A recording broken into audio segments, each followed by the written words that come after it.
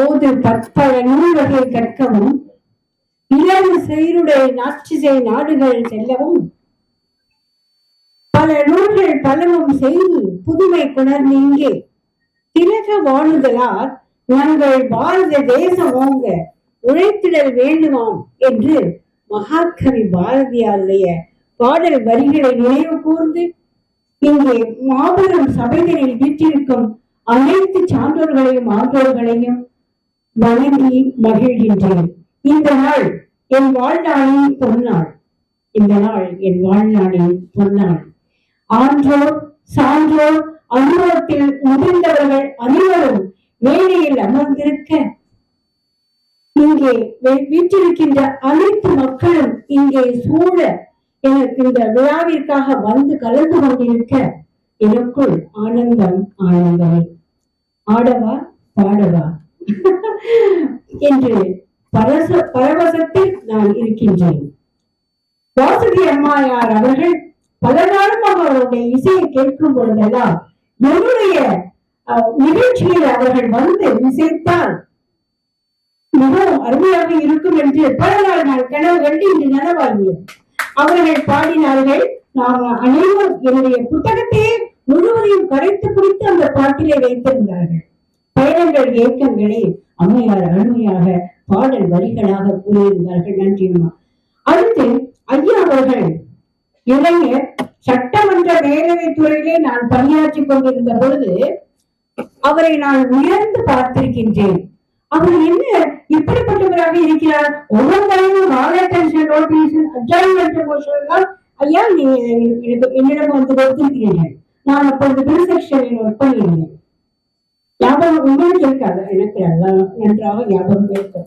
அப்படிப்பட்ட ஒரு உத்தமர் ஒரு இளைஞர் 99 வயது இளைஞருடைய திருக்கிழங்களால் எனது புத்தகம் இந்த நூல் பயணங்கள் இயக்கங்கள் என்ற இந்த நூல் இன்று வெளியிடப்பட்டிருக்கிறது. அதன் நூலின் முதல் பிரதியை ஐயா இயக்குனர் சிகரம் எஸ்.பி. முத்துராமன் ஐயா அவர்கள் பெற்று சிறப்புரையாற்றி இருக்கின்றார்கள். உலக நாயகி அம்மையார் அவர்கள் பேராசிரியர் மட்டுமல்ல, என்னுடைய பெரிய சகோதரியும் கூட. அவர்கள் இன்று இந்த நூலிலே ஆய்வுரை செய்திருக்கின்றார்கள். இதெல்லாம் நான் என்ன தவம் செய்தனோ என்று நினைக்க தோன்றுகின்றது. இதை விடுத்து எல்லோரையும் வரவேற்று மகிழ்ந்த பாட்டு முனைவர் பாட்டழகன் அவர்கள் கவிதையை வாசித்து என்னையே ஆச்சரியப்பட வைத்த சங்கமித்திரை பாட்டழகன் அவர்கள் இன்னுரையை மிக அழகாக வர்ணித்துக் கொண்டிருக்கின்ற மேடையே அரங்கத்தையே ஒரு தன் பொருளால் இழுத்துக் கொண்டிருக்கின்ற முனைவர் உதயகுமார் அவர்கள். இவர்கள் எல்லாம் நான் பெற்ற செல்வங்கள். இலக்கிய பாதையிலே வாழ வழியிலே நான் பெற்ற செல்வார்கள். இவர்களெல்லாம் என் மகனை போன்றவர்கள் தான். பாட்டழகன் மகனே கோபமே வராத அவருக்கு என்று நான் பலவே அவரை கேட்டிருக்கின்றேன். அவர் கோபப்படுவதே இல்லை. மிக அருமையாக ஆலந்தூர் மோகனரங்கன் என்ற பெயரை மோகனரங்கன் ஐயா அந்த ஆலந்தூருக்கே பெயர் வாங்கி கொடுத்தவர். ஆலந்தூர் மோகனரங்கன் ஐயா இப்படிப்பட்டவருக்கு மகனாக பிறந்த பாட்டழகன் சும்மா இருப்பாரா? சிங்கத்துக்கு பிறந்தது வேண்டாம். அப்படிப்பட்ட ஒரு மனிதராக இன்று ஹச்வி ஹண்டே ஐயா அவருடைய புத்தகங்கள் எல்லாவற்றையும் அவர்தான் போட்டுக் கொண்டிருக்கிறார்கள். படிப்பிட்டுக் கொண்டிருக்கின்றார்கள். அந்த வகையிலே நூலும் படிப்பாகி இருக்கின்றது. இதை என்ன பார்க்கும் பொழுது எனக்கு மிகவும் மகிழ்ச்சியாக இருக்கிறது. நான் ஏதோ ஒரு வகையிலே புண்ணியம் செய்திருக்கின்றேன், தவறு செய்திருக்கின்றேன். அதனால் தான் இப்பேற்பட்ட சான்றோர்கள் ஒவ்வொருவருக்கு பின்னாலும் 100 பேர் இருக்கின்றார்கள். சான்றோர்கள் இங்கே அமர்ந்திருக்கின்ற பெரிய ஆன்மீகவாதிகள், வயதில் மூத்தவர்கள் எல்லாம் இங்கே இருக்கின்றார்கள். இப்போ விஷயத்துக்கு வரலாம். ஐயா ஏற்புரையில 2 விஷயம் தான் நான் சொல்லணும். அதுக்கப்புறம் என்னுடைய கதையை நான் பேசுறேன். இப்ப ஐயா ஹண்டே ஐயா அவர்கள் பல மொழிகளை தெரிந்தவராக இருக்கின்றார். எவ்வளவு அடக்கமாக இருக்கின்றார் பாருங்கள். அவர் இங்கே வந்திருக்கிறார், தமிழைத்தான் பேசுகிறேன், தமிழை பேசியிருக்கிறார்கள். கம்பராமாயணத்தை அவர்கள் தமிழில் ஆங்கிலத்திலே மொழிபெயர்த்திருக்கின்றார்கள். அவர்களுடைய இளமையின் ரகசியம் என்று எனக்கு புரிந்தது. ஏன் அவர் இளமையாக இருக்கிறார் என்றால் அவர் மனிதர்களுடைய மருத்துவம் பார்த்து அவர்களுடைய உயிரை காப்பது போல இலக்கியத்தில் அவர்களுடைய மனத்தையும் அவர்கள் பதப்படுத்தி இருக்கின்றார்கள், உணர்ச்சிகளை அவர்கள் வசமாக்கி இருக்கின்றார்கள். இந்த நூல், இந்த கம்பராமாயணம் தமிழில் நாம் படித்திருக்கின்றோம், ஆங்கிலத்தில் எப்பேற்பட்ட நூலை அவர்கள் எழுதியிருக்கின்றார்கள். அதையெல்லாம் பார்க்கும் பொழுது மிகவும் அருமையாக இருக்கின்றது. ஐயா முத்துராமனையா அவர்கள் சொன்னார்கள், பெண்கள் எல்லாம் ரொம்ப எல்லாம் இதாயிட்டீங்க, இங்க ஒரு கவிதாயினி இருக்கா, அங்க ஒரு நூலை எழுதினவங்க இருக்காங்க, இங்க இருக்காங்க, ஆனா ஒரு அளவா இருக்காங்க. எப்போதுமே அளவாதான் இருக்கும். ஆணும் பெண்ணும் அறிவிலோடு சமமாய் தான் இருப்போம். நீங்க சொன்ன மாதிரி அதே போல இன்னைக்கும் நாங்க ஒவ்வொரு ஆணுக்கு வெற்றி ஆணுக்கு பின்னாலும் பெண்கள் தான் இருக்கிறோம். எங்களுக்கு பின்னால கொஞ்சம் இருக்கலாம், ஒரு சிலர் இருக்கலாம், மாசிலாமலே கொஞ்சம் இருக்கலாம், ஒரு 60% இருக்கலாம். நான் சொல்ல மாட்டேன். ஏன்னா அவர் அதை ஆராய்ச்சி படிப்பு காதல் ஒருவரை கைப்பிடித்து அவர் காரியங்கள் யாவினம் கை கொடுத்தவள் நான் தான். அவரை ஒரு பேச சொல்லுங்க, அவரை அந்த மாதிரியான ஒரு 60% சொல்லிக்கலாம். மாசிலாமலைய அவர் அவ்வளவு போயிட்டாரு நினைக்கிறேன். பட் இப்ப இல்ல, அதெல்லாம் நிறைய இருக்கு, சொல்றதுக்கும் இருக்கு. நான் ஆக்சுவலி இப்ப என்னுடைய நிகழ்ச்சிக்கு வரேன். சென்ற இடங்கள் ரொம்ப பல பல பல பல இடங்களுக்கு சென்றிருக்கின்றேன் ஐயா. Libya, Italy, America, Saudi Arabia போன்ற இடங்களில் எல்லாம் நாங்கள் வசித்திருக்கின்றோம். தாய்லாந்து, கம்போடியா, துருக்கி, அந்த சீனா, ரஷ்யா இந்த மாதிரியான இடங்களில் எல்லாம் வசித்திருக்கோம், சுற்றுப்பயணங்கள் செய்திருக்கின்றோம். இதற்கெல்லாம் முதல் காரணம் என் கணவர், என் அன்பு கணவருக்கு இன்னைக்கு நான் நன்றி சொல்லி ஆகணும். ஏன்னா அவர் என்னோட எப்போதே அவரோடு கூட்டிக் கொண்டுதான் போயிருக்கிறார். ஒருவரையும் நான் தனியாக இருந்ததில்லை. எங்கு சென்றாலும் நானும் என் குழந்தைகளும் அவரோடு தான் சென்றிருக்கின்றோம். அந்த வகையிலே என் கணவருக்கு, என் அன்பு கணவருக்கு நன்றியினை தெரிவித்துக் கொள்கின்றேன். பின்னர் அமெரிக்கா, துபாய், சான் பிரான்சிஸ்கோ, தென் சியாட்டல் இந்த நாடுகளில் எல்லாம் நாங்கள் வசிச்ச போது, என் மகன்கள் வசித்த பொழுது என் மகன்கள் எல்லோரும் எங்களை அழைத்து சென்றிருக்கிறார்கள். அந்தந்த இடங்களிலே அந்த இடங்களிலே என்னென்ன நல்லவைகள் தான் இருக்கின்றனவோ அவற்றையெல்லாம் எங்களை கொண்டு போய் காண்பித்துக் கொண்டிருக்கிறார்கள். அந்த வகையிலே நான் என் 3 மகன்களுக்கும், மருமகன்களுக்கும், பேர குழந்தைகளுக்கும் நான் இந்த வகையிலே நன்றியை சொல்லித்தான் ஆக வேண்டும். ஏற்போது நான் சொல்லித்தான் ஆக வேண்டும்.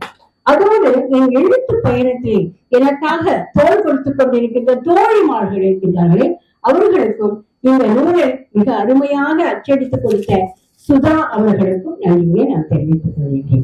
நான் சென்ற இடங்கள் பல பல என்றாலும் ஐயா அவர்கள் எல்லாம் கூறியதை கூட கொஞ்சம் கொஞ்சம் தொட்டு சொல்றார்கள்.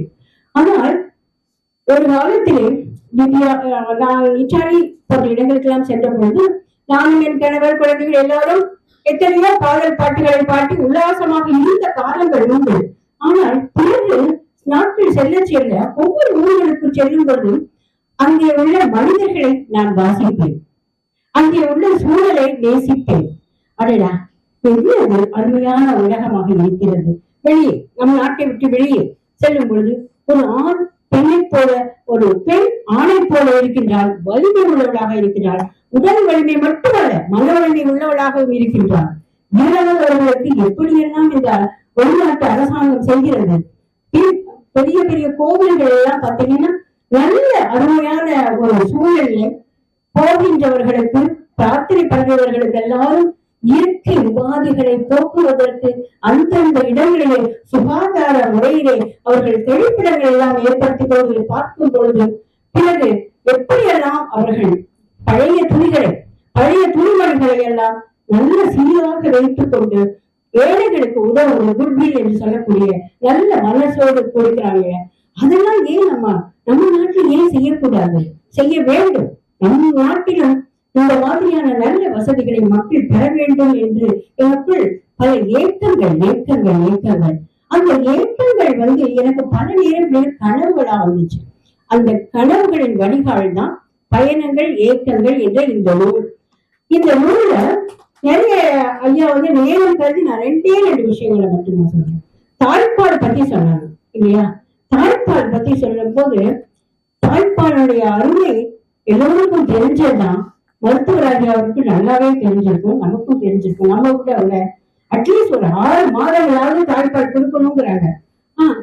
இல்ல ஆனா இங்க நம்ம என்ன பண்றோம், ஏதோ ஒரு காரணத்துக்காக தாய்ப்பால் கொடுக்கறதுல அழகு கெட்டு போயிடும், அது கெட்டு போயிடும் சொல்லி.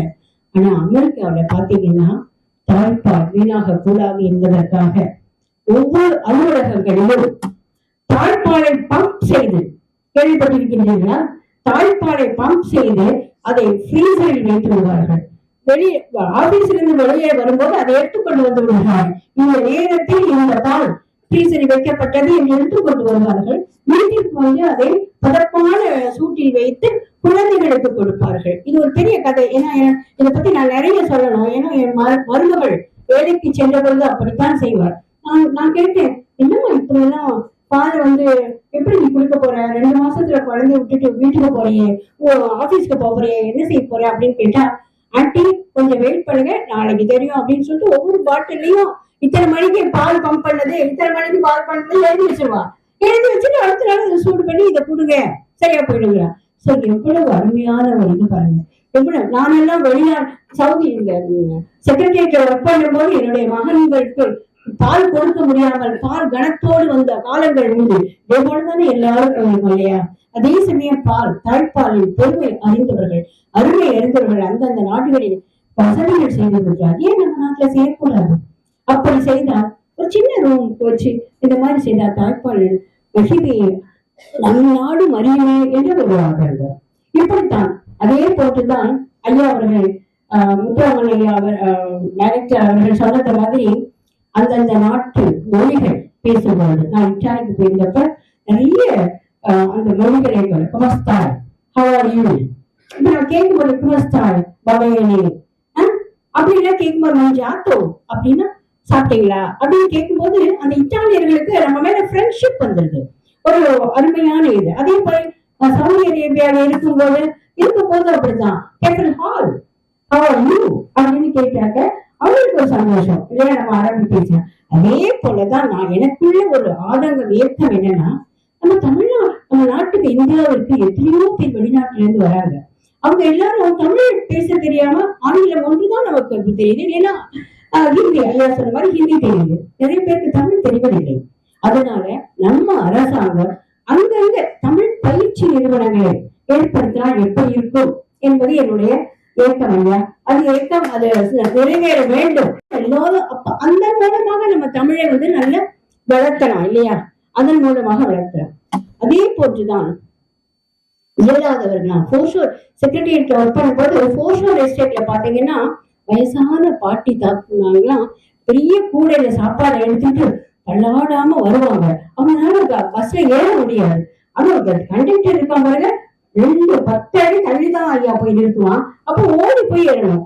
இப்படி எல்லாம் பார்க்கும் பொழுதுதான் நான் சியேட்டர்ல இருந்தப்பதான் அந்த இயலாதவங்களுக்கு அந்த படி பாத்துன்னு சொல்லுவாங்க, அந்த இத சறுக்கு பாதையை அனுப்புறது, டிராம்ப் மாதிரி அனுப்புறது. எப்படின்னா அந்த தூரத்துல பஸ் ஸ்டாப்ல இந்த மாதிரி இயலாதவங்க உட்கார்ந்து நின்றுட்டு இருந்தாங்களோ இல்ல வர முடியாதவங்க இருந்தாங்கன்னா இந்த கண்டக்டர் கிட்ட ஒரு பட்டன் இருக்கும். அந்த பட்டன் அனுப்பிட்டோம்னா அந்த டிராம்ப் வந்து கீழே வரும். அந்த ஒரு எஸ்கலேட்டர் மாதிரி கீழே ட்ரெயின் வரும்.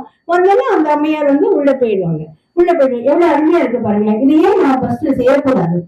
செய்யலாம், எல்லோரும் நல்ல இது அனுபவிக்கலாம் இல்லையா? வசதிகளை எல்லாம் நல்லா அனுபவிக்கலாம். அதே மாதிரி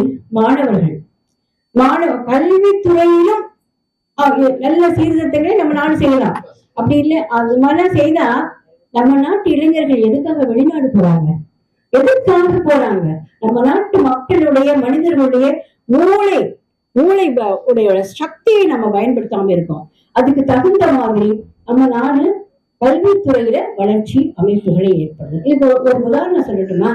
ஏன்னா இந்த நாட்டுல பாத்தீங்கன்னா +2 படிச்சு மேத்ஸ் படிச்சாக்கா அவன் மேத்தமெட்டிக்ஸ் தான் போய் காலேஜ்ல போய் சேரணும், இன்ஜினியரா போகலாம், இது பண்ணலாம். ஆனா அங்க அப்படி இல்லை.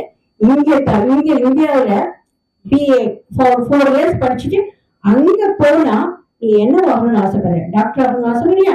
இன்ஜினியர் ஆகணும்னு ஆசைப்படுறியா? சிவில் இன்ஜினியர் ஆகணும்னு ஆசைப்படுறியா? அப்படின்னா அது அவங்களால முடியும். எப்படி முடியும் அப்படின்னா அந்த நாட்டு மக்களுடைய படிப்பு துறை அப்படி அமைந்திருக்கிறது. சோ அதனால இங்க இங்க இந்த இடத்துல 4 வருஷம் நீங்க தமிழ் படிச்சுட்டு போனா கூட அங்க போய் நீ டாக்டர் ஆகலாம். அந்த அளவுக்கு அங்க உள்ள கல்வித்துறை திட்டங்கள் அவர்கள் படிக்கிறதுக்கு ஏற்பாடு பண்ணியிருக்காங்க. அதே போன்றுதான் இங்க பாத்தீங்கன்னா மேலோட்டமா மேத்ஸ் படிச்சா பிசிக்ஸ் படிச்சா அதேதான், வேற எதை பத்தியுமே அவங்களுக்கு தெரியாது. இங்க இருக்கவங்க எல்லாம் பாத்தீங்கன்னா ஹிஸ்டரி மட்டும் தான்ப்பா எனக்கு தெரியும், மத்த ஆங்கிலம் தெரியாது எதுவும் சொல்லுவாங்க. அங்க நான் ஒரு பையனை சும்மா ஏர்போர்ட்ல நான் ஒரு பையனை பார்த்தேன். அவன் ரொம்ப நேரம் படிச்சுட்டே இருந்தான். என்னப்பா படிக்கிற அப்படின்னு கேட்டுட்டு அவன் சொன்னா கம்ப்யூட்டர் லிட்ரேச்சர் படிக்கிறேன். நான் இதுவரை லிட்ரேச்சர்னா தமிழ் இலக்கியம் ஆங்கில இலக்கியம் மட்டும்தான் கேள்விப்பட்டிருக்கேன். கம்ப்யூட்டர் லிட்ரேச்சர்னா என்ன? அவன் சொல்றான், கம்ப்யூட்டர்ல ஆரம்ப காலத்துல எப்படி கம்ப்யூட்டர் ஆரம்பிச்சாங்க, யாரு கண்டுபிடிச்சாங்க, எப்படி கண்டுபிடிச்சாங்க, இதெல்லாம் படிக்கிறதுக்கு பேர் தான் கம்ப்யூட்டர் லிட்ரேச்சர் அப்படின்னு சொன்னான். அப்படியா அப்படின்னு. அப்புறம் how many subjects you are taking அப்படின்னு நான் கேட்டேன். எத்தனை சப்ஜெக்ட் நீங்க பொதுவா படிப்பீங்க அப்படின்னா 16 சப்ஜெக்ட் படிப்பான். அவன் நாட் ஓன்லி கம்ப்யூட்டர் தான் அவன் படிக்கணும்னா, பெரிய ஒரு கிராஜுவேட் ஆகணும் அப்படின்னா 16 சப்ஜெக்டும் அவன் படிக்கணும். அப்பதான் அவனுக்கு உலக நடப்பு தெரியும்.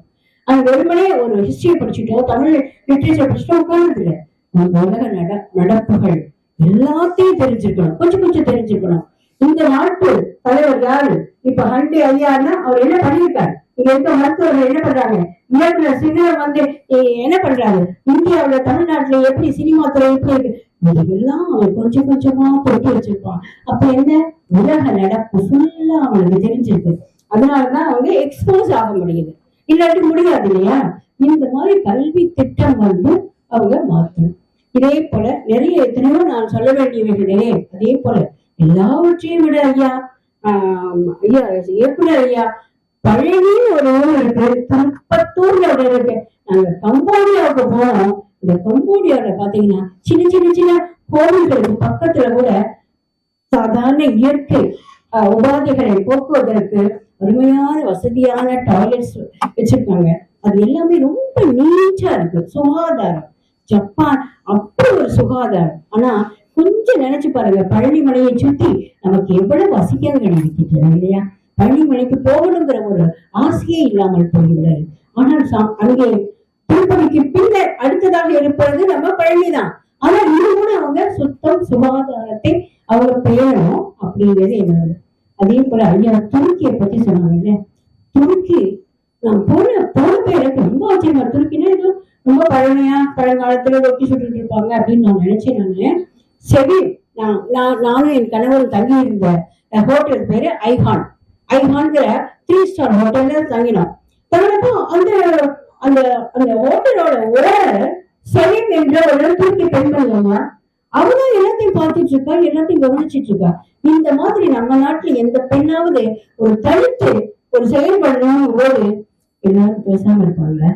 அவளை பத்தி என்னன்னு பேசுவாங்க, ஏதாவது பேசுவாங்க. அந்த முறைகள் எல்லாம் இருக்கக்கூடாது. ஒரு பெண் தொழில் தனித்துவத்தோடு தொழில் முறைய வேண்டும் என்றால் அரசாங்கமும் உதவ வேண்டும், மக்களும் அந்த அந்த பெண்மணியை நல்ல விதமாக பார்க்க வேண்டும், புகழ வேண்டும். அதனால துருக்கியில தான் பாரதி பெண்கள் நிறைய இருக்காங்க.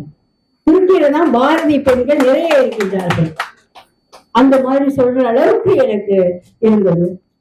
இதே போல நிறைய விஷயங்களை நான் வந்து இந்த நூல்ல வந்து நிறைய எடுத்து சொல்லியிருக்கேன். நான் இதுல இன்னொன்னு என்ன சொல்ல நிறைய இருக்கு. இப்போ ஐயா ஹச்வி ஹண்டே ஐயா அவங்க வெளியில போகணுங்கிறதுக்காக நான் சுருக்கமாக சொல்லிருக்கேன். இதெல்லாம் தான் இந்த கனவுகள். இதெல்லாம் இந்த புத்தகத்துல நான் என்ன எழுதியிருக்கேன்னா, என்னுடைய ஏக்கங்கள். இப்ப என்னுடைய ஏக்கத்தை பத்தி நீங்க என்ன பேசுறீங்க இல்லையா, என்னுடைய ஏக்கங்கள் யார் கண்களில் பட வேண்டுமோ அவர்கள் கண்களில் பட்டு நமது இந்திய திருநாடும் மேலை நாடுகள் பல வல்லரசுகளை போல மகிழ்ச்சியாக இருக்க வேண்டும் என்று என்னுடைய ஏக்கத்தை நான் சொல்லியிருப்பேன்.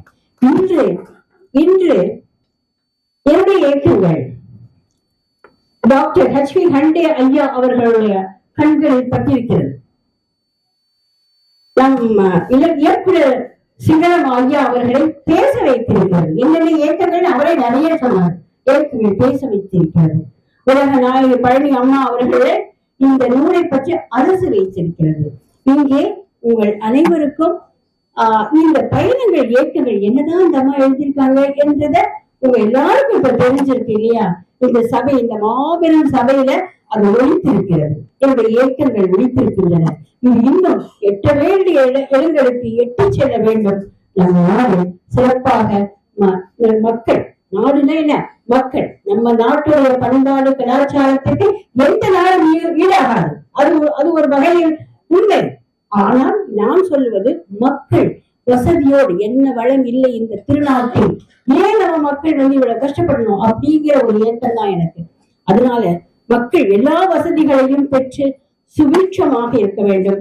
வயதானவர்கள் காப்பாற்றப்பட வேண்டும். அவர்களுக்கு ஒரு வாழ்நாளை நீட்டிக்க வேண்டும் என்பதும், பின்னர் நாம் சாதாரணமாக துணி மணி பொருள்கள் எல்லாவற்றையும் வீணாக்குகின்றோம். அவற்றையெல்லாம் அப்படி இல்லாமல் என்ன செய்ய வேண்டும்? எஜமானி வீட்டு புளிச்சதையை வேலைக்காரி வீட்டு மோர்க்கணும். புரியுது அவங்களுக்கு? எஜமானி வீட்டு புளிச்சதையை வேலைக்காரி வீட்டு மோர்க்கணும். உங்க வீட்டுக்கு துணி, அந்த துணி பழசா இருக்கலாம், ஆனா அவர் வேலைக்காரிக்கு கூட அது புதுசு. இந்த பாட்டுக்கு அர்த்தம் அவங்களுக்கு தெரிஞ்சுன்னு நான் நினைக்கிறேன் இல்லையா? எஜமானி வீட்டு புளிச்சதையை ஐயோ எதுக்கு வேஸ்ட் அப்படின்னு கொண்டு போய் கழநீரை கொண்டு போய் கொட்டுறதை விட அது வேலைக்காரிலாம் வேண்டி உங்களுக்கு கொடுத்தா அவ என்ன பண்ணுவா? 2 மிளகாய போட்டு மோர்க்குழம்பு வச்சுடுவா. அது நல்லது. அந்த மாதிரியான ஒரு சில எண்ணங்கள் எனக்கு வந்தது. இது என்னுடைய மூக்குத்திப்பூ கவிதை என்று சொல்லிக் கொள்கின்றேன். இதே போலதான் குட்வில்ங்கிற ஒரு இடம். அதுல போய் பார்த்தா எனக்கு வச்சுட்டு போச்சு, இன்னும் இவ்வளவு அழகான ஒரு பொருள்கள் எல்லாம் வச்சிருக்காங்க, நம்ம வாங்கலாம் அப்படின்னு சொல்லி என்னை கூட்டிட்டு போன என் பிள்ளை தான், வா நீங்க வாங்கவே கூடாதுங்க, ஏன்னா நல்லா இருக்கே அப்படின்னா.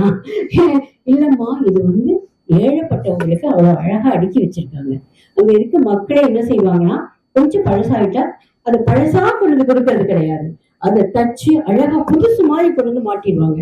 அத ஏழைகள் வசதி இல்லாதவர்கள் சென்று வாங்குவார்கள். அப்ப என்ன ஆச்சு? நல்ல மனசு அவங்களுக்கு இருக்கும். நம்ம கூட போகி பண்டிகை பேரெல்லாம் துணி கொண்டு எரிக்கிறோம் இல்லையா? அப்படி இல்லாம அதை நல்லபடியா கொடுத்து ஒரு கடை மாதிரி வச்சு எல்லாருக்கும் கொடுக்கலாம். இதெல்லாம் நான் எப்பவுமே என்னுடைய எழுத்துக்கள் சமுதாய அக்கறையோடு இருக்கும். அந்த சமுதாய அக்கறை சமுதாயத்திலே விழிப்புணர்ச்சியை ஏற்படுத்த வேண்டும் என்பதுதான் என்னுடைய ஆதங்கம். இந்த ஆதங்கம் எல்லாம் இப்பொழுது மேடையில் இருப்பவர்கள் பேசியதன் மூலமாகவும், வெளியே டிவி கொண்டு போய் கொடுக்கின்ற மக்களுக்கு போய் சேர்க்கும் போது நன்றாக இருக்கும். இனி இந்த புத்தகம் வெளியிட்டதன் மூலமாக இனிவரும் காலத்தில் மக்கள் இந்திய திருநாடு மகிழ்ச்சியாக எல்லா வசதிகளையும் பெற்று திகழும் என்பது எனது நம்பிக்கை. நம்பிக்கையில் நான் எப்பொழுதும் நம்பிக்கை உள்ளவள். ஆடுவோமே பாடுவோமே ஆனந்த சுதந்திரம் அடைந்து விட்டோம் என்று நம்ம இன்னைக்கு ஆடலாம் பாடலாம், ஆடலாமா பாடலாமா, மகிழ்ச்சியோடு வாழலாமா என்று கூறிக்கொண்டு இந்த நூல் இன்று பெற்ற பேரு எனக்கு கிடைத்த பெருமையாக நான் நினைக்கின்றேன். இன்னும் பல சொல்ல வேண்டும் என்று நினைக்கிறது. நேரம் கருதி இதோடு முடித்துக் கொள்கின்றேன். இன்னொரு முறை பேராசிரியர் உலகநாயகி அம்மா அவர்களுடைய தலைமையில் இதை பற்றி நிறைய முன்பாக பேச வேண்டும் என்று நான் கேட்டுக்கொள்கிறேன். அம்மா, நீங்கள் அதற்கு வழிவகுக்க வேண்டும். ஒவ்வொரு டாபிக்கும் நிறைய பேச வேண்டியது இருக்கின்றது நம்ம நாடு சுதந்திரத்திற்காக. வாய்ப்புக்கு நன்றி, வணக்கம். நன்றிக்கு வித்தாகும் நல்லவணக்கம். ஒரு நூல் வெளியீட்டு அரங்கம் எப்படி நடைபெற வேண்டும் என்கிற நோக்கத்தில் மிக சிறப்பாக நடைபெற்றுக் கொண்டிருக்கின்ற ஒரு அரங்கம். அந்த அரங்கத்தில் இருக்கின்ற அனைவரையும் நன்கு அறிவேன். ஒவ்வொருவரும் என்னோடு ஏதேனும் ஒரு வகையில தொடர்புடையவர்களாக இருப்பதையும் நான் அறிவேன். அது மேடையில் இருப்பவர்களாக இருந்தாலும் சரி, இல்ல அரங்கத்தில் இருப்பவர்களாக இருந்தாலும் சரி, எல்லோரும் ஏதேனும் ஒரு வகையில் என்னோடு தொடர்புடையவர்களாக இருக்கிறார்கள் என்பதை மகிழ்ச்சிக்குரிய ஒரு செய்தி. இன்று என்னுடைய சகோதரி என்று நான் பின்னாடி சொல்றேன், விஜயமா என்று நாங்கள் அழைக்கப்படுகின்ற, அதாவது விஜயலட்சுமி மாசிலாமணி அப்படின்னு சொன்னா கொஞ்சம் நீளமா பேர் இருக்கு, அதை எப்படி சுருக்கலாம் அப்படின்னு சொன்ன உடனேயே என்னுடைய அருமை நண்பர் எழிலன் அவர்கள் விஜயமா அப்படின்னு வச்சுக்கலாம்னு சொன்னாரு. அந்த பேர் அப்படியே நிலைத்து விட்டது. இப்பொழுது இப்ப விஜயமானாதான் எல்லாருக்கும் தெரியக்கூடிய அளவுக்கு இந்த பேரை வைத்தவர் முன்னாடி இருக்கிற எங்க நண்பர் எழிலன் அவர்கள் தான். விஜயலட்சுமி மாசிலாமணி என்பதை சுருக்கி விஜயமான்னு சொன்னது அவர் தான் எங்கள் பாரதி கலைக்கழகத்தில் அந்த பேரை வைத்தவர் அவர் தான். அந்த பேரில் தான் இன்னைக்கெல்லாம் வழங்கப்படுகிறார்கள் என்பதெல்லாம் மகிழ்ச்சிக்குரிய செய்தி. இந்த நிகழ்வில் மிக அருமையாக பாட்டினை போல் ஆச்சரியம் பாரி மிசை இல்லையடா இது எங்கள் பாரதி சொன்னான்னு சொன்னார். பாட்டு எங்க போனாலும் சரி, பாட்டு தானாக எழுதி ஒரு கலைமாமணி என்பது மட்டுமல்ல, ஒரு கவிஞராக, ஒரு முனைவராக, ஒரு இயக்கராக இருந்து செயல்படுத்துகின்ற எங்க அம்மா வாசிகை கண்ணப்பன் அம்மா அவர்கள் பாடல்களை தாமே எழுதி இசையமைத்து பாடுகின்ற அந்த அற்புதமான ஆற்றல் அவர்களுக்கு இருக்கிறது. மிக சிறப்பாக அந்த திரை வாழ்க்கை பாடி நம்ம எல்லாம் மகிழ்வித்தார்கள். வரவேற்புரை வழங்கிய முனைவர் பாட்டழகன் அவர்கள் தமிழ்துறை அமைச்சர், அவரிடம்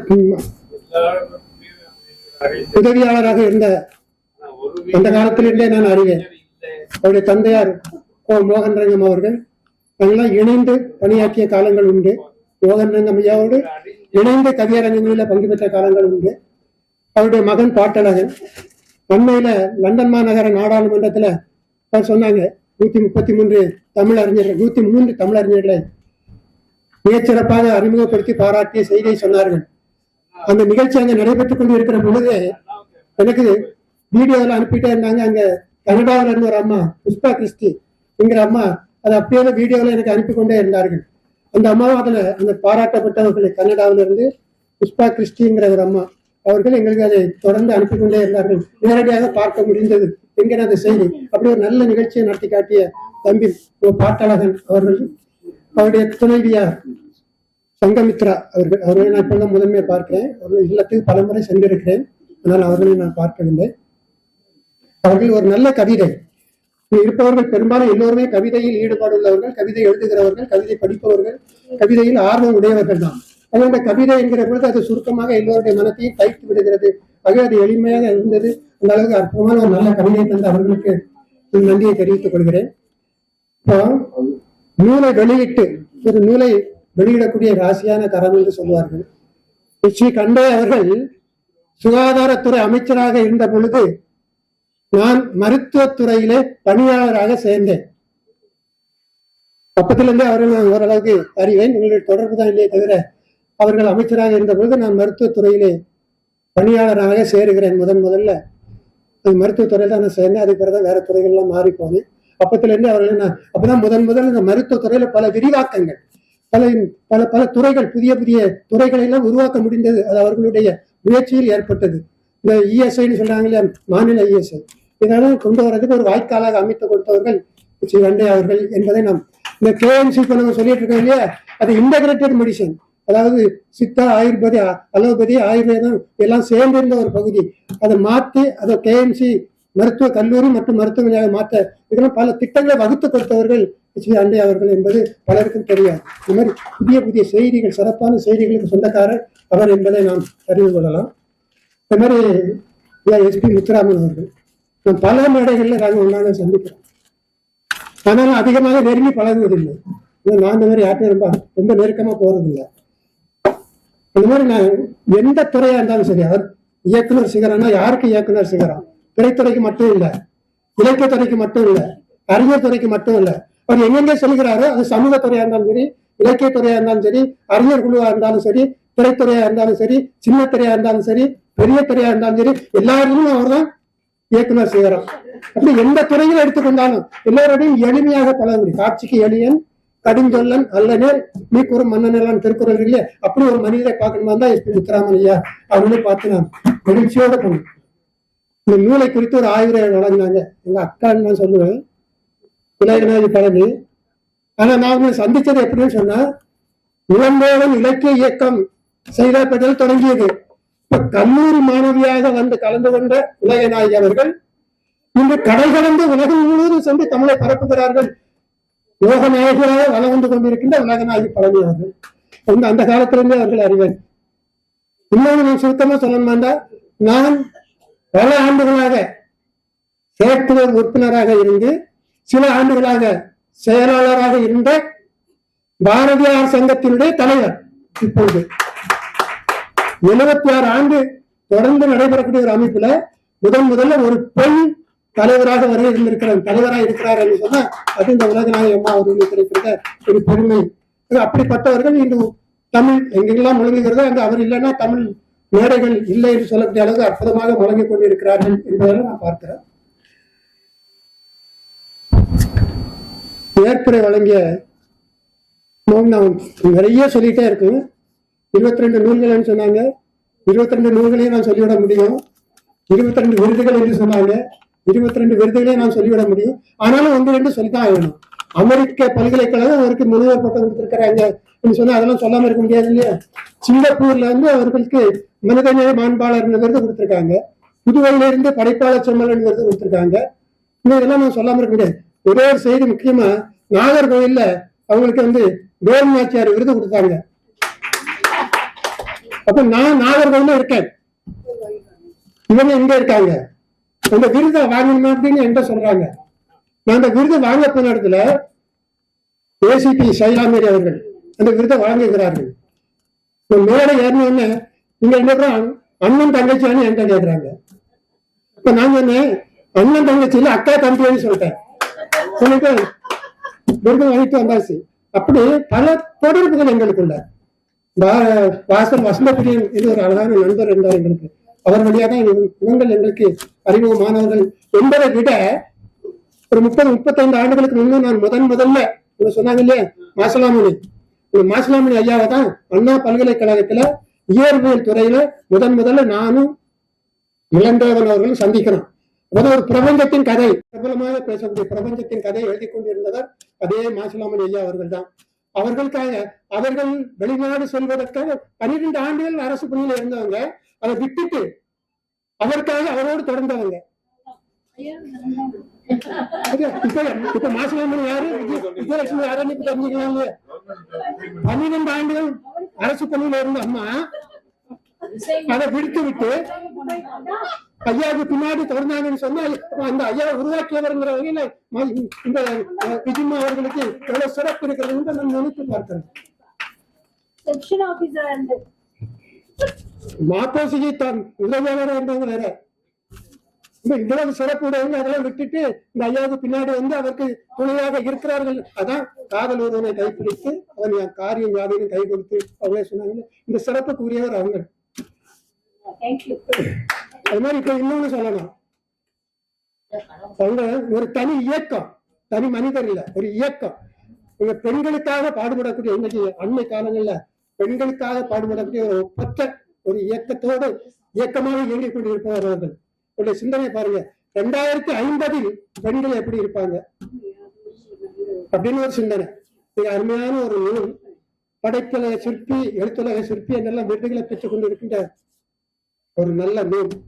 2050 பெண்கள் அப்படின்னு ஒரு நூல் படிக்கணும். எல்லாரும் பெண்கள் எல்லாம் படிக்கணும். அதாவது அவங்க இயக்கம் முழுவதும் பெண்களை சுற்றியே இருக்கிறது. ஆக இந்த பெண்கள் இன்னைக்கு நேற்று எப்படி இருந்தாங்க, இன்னைக்கு எப்படி இருக்காங்க, நாளைக்கு எப்படி இருக்க முடியும் என்கிற அந்த சிந்தனை ஓட்டத்தோடு அழகாக கொடுத்திருக்கிறார்கள். அப்ப அந்த நூலை நான் படிக்க வேண்டிய அற்புதமான ஒரு நூல். இன்னொன்று, இந்த வளைகுடா போரை நேரடியாக பார்த்தவங்க. அந்த போர் நடைபெற்ற காலத்தில் அங்கே இருந்தவங்க, அந்த போர் நடந்த சூழல்கள்லாம் கற்று அறிந்தவர்கள். அலைகடலுக்கு அப்பால் என்கிற நூலா இருந்தாலும் சரி, வளைகுடா போரில் என்கிற நூலா இருந்தாலும் சரி, இப்படி பல நூல்களை எழுதியவர்கள். மூக்குத்தியை பற்றி சொன்னார்கள், மூக்குத்தி பூக்கள் ஒரு அருமையான கவிதை, எல்லாம் கவிதை நூல் தான், ஒரு அருமையான. அது மாதிரி அதாவது பெண்கள் எப்படின்னு சொன்னா இன்பம் துன்பம் இருவேறு உலகத்து இயற்கை அப்படின்னு திருக்குறள் சொல்றது இல்லையா? ரெண்டும் உண்டு, இன்பமும் உண்டு துன்பமும் உண்டு. இந்த ரெண்டும் கலந்திருக்கதான் வாழ்க்கை என்று சொல்லக்கூடிய நிலையில அற்புதமான படைப்புகள், அவருடைய படைப்புகள் எல்லாமே அப்படித்தான் இருப்பதை பார்க்க முடியும். இப்படி எல்லா நிலையிலும் வளம் வரக்கூடிய அற்புதமான ஆற்றல் படைத்தவர் விஜயலட்சுமி மாசிலாமணி அப்படின்னு நாங்கள் சொல்லக்கூடிய விஜிமா அவர்கள். இந்த ஒரு நிகழ்ச்சி சிறப்பாக நடைபெற்று வெற்றி பெற வேண்டும் என்று சொன்னால் அதுக்கு இன்னொரு சிறப்பு, மிகச் சிறப்பாக ஒருங்கிணைப்பு பணி செய்யறாங்க இல்லையா, தொகுப்பு.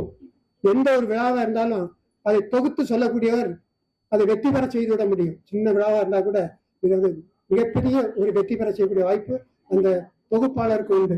அப்படி மிகச் சிறப்பாக உதயகுமார் ஐயா அவர்கள் மிக சிறப்பாக பணியை செய்து வருகிறார்கள். அரங்கத்திலே வேண்டிய பல நண்பர்கள் கொண்டிருக்கிறார்கள். எல்லோருக்கும் நன்றியையும் வணக்கத்தையும் தெரிவித்து நிறைவு செய்கிறேன். நன்றி, வணக்கம் எல்லோருக்கும்.